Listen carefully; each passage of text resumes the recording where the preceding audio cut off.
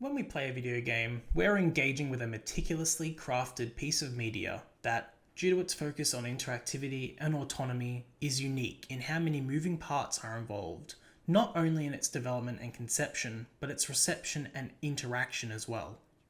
The focus of this video essay will be explaining Stuart Hall's encoding and decoding model, as well as touching on the concept of affordances, as well as some critiques and restructuring of Hall's model to better explain how the model fits into how we interact and interpret video games.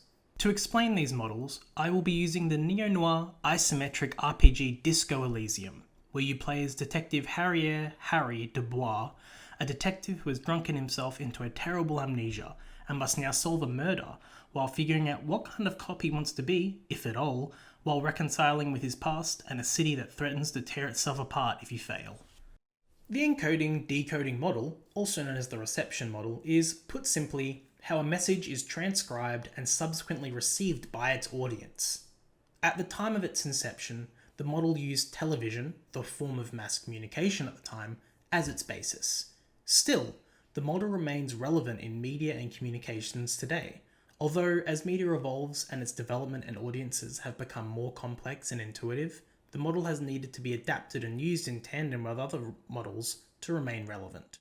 To the model itself, Hall proposed that a message, once encoded, had three ways that it could be decoded. You could decode it from a dominant position, you're picking up what they're putting down, and your understanding of the code aligns with the intent of the encoder. Alternatively, you may have an oppositional position on the code, where you understand the intent of the encoder but purposely resist or oppose it, usually by observing it through an alternative, contrarian framework. You can think of this as a form of playing devil's advocate. The third is the negotiated position, striking a balance between the other two, where you're in partial alignment, partial disalignment with the encoded message in some form, or you take certain parts and not others. It's important to mention that Hall does presume the dominant position is the one that aligns within the dominant social order, which is an inflexibility that has been critiqued and explored in other works. When attempting to apply this model to interactive media, however, is where it begins to fit less snugly. Adrian Shaw, the author of a wonderfully relevant article on applying the reception model to interactive media, points out that, specifically, we need to find a way to understand the power differentials in how interactive media technologies are created and used, while acknowledging the fact that the distinction between the production process and the act of reception in encoding and decoding does not adequately capture the interactivity of new media texts, and specifically how video games simply cannot function without a measure of activity and involvement beyond that which is required in other media.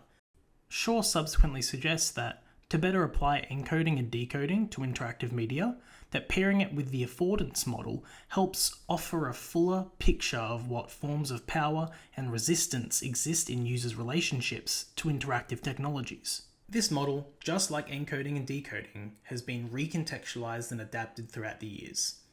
Initially, it started as basically the intended or designed function of an object, but I want to focus on William Gaver's expansion of the original model of affordances, which delineated affordances into three types.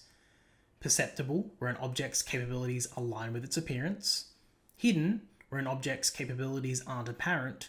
And false, where an object's capabilities don't align with its appearance. Peter Nagy and Gina Neff also proposed the corrective fourth type of affordance, imagined, to account for how someone may imagine what an object's capabilities may be based on its appearance, which they believe to be especially pertinent in a digital age. In a video game, and similar digital mediums, these types of affordances have been adapted to cover UX design into 6 types. An explicit affordance, as in the obvious clues that inform the user how to use something, like a button. An implicit affordance, similar to a hidden affordance, where the affordance isn't shown until a certain action is made, like hovering over something to gain more details.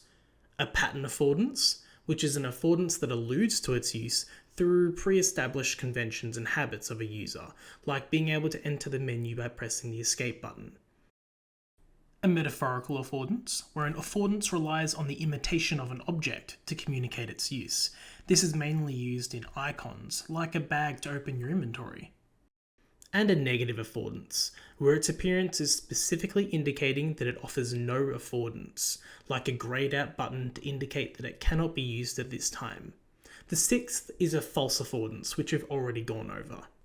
There are also what are known as signifiers, icons and symbols that help to denote an affordance.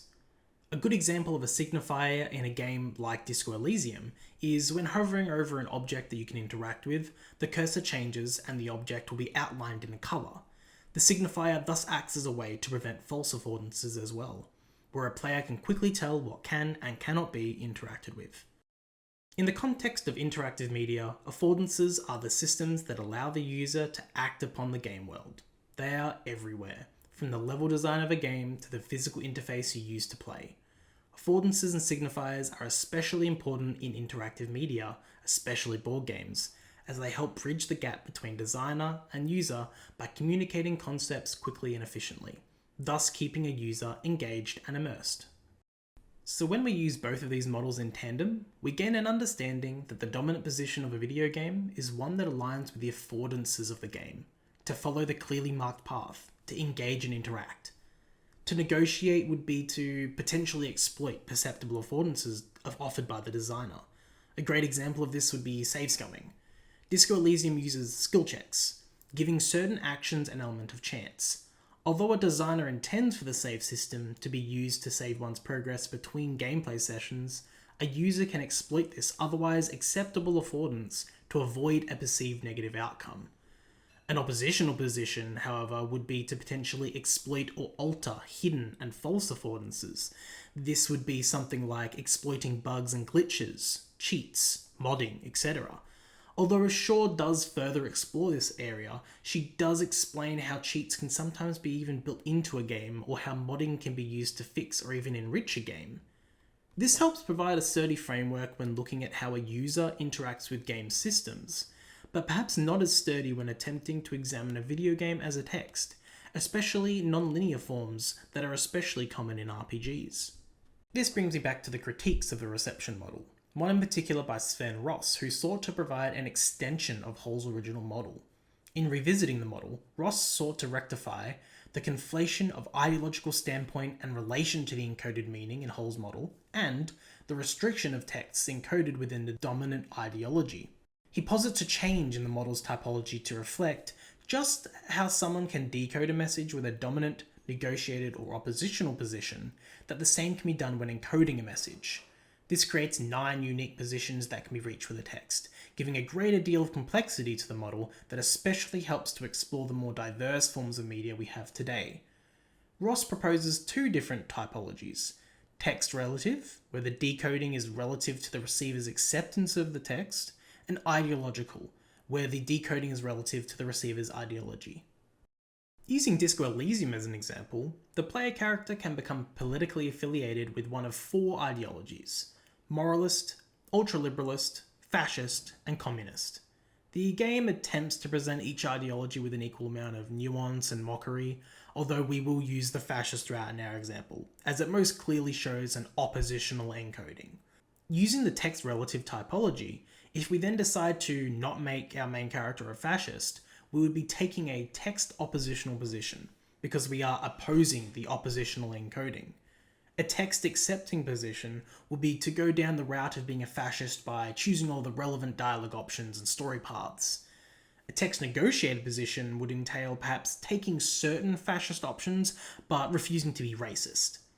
From an ideological position, not making the main character fascist would be taking the dominant position, as you are, assumably, aligned within the dominant ideology. Thus, if you aligned with fascism, you would be taking an oppositional position because, ideologically, you and the oppositional encoding are aligned. So, as we can surmise, the reception model is highly applicable to various types of media, and is, fittingly, receptive to adaptation and expansion as we develop new forms of media. What we put into and receive from games, be it actively or passively, is vital to the experience of play, and just as easily taken for granted or put behind the broad title of quality of life. Still, the complexity and nuance that goes into game studies and culture is as inspiring as it is daunting. But in doing so, allows us to appreciate the process of game development and gameplay so much more.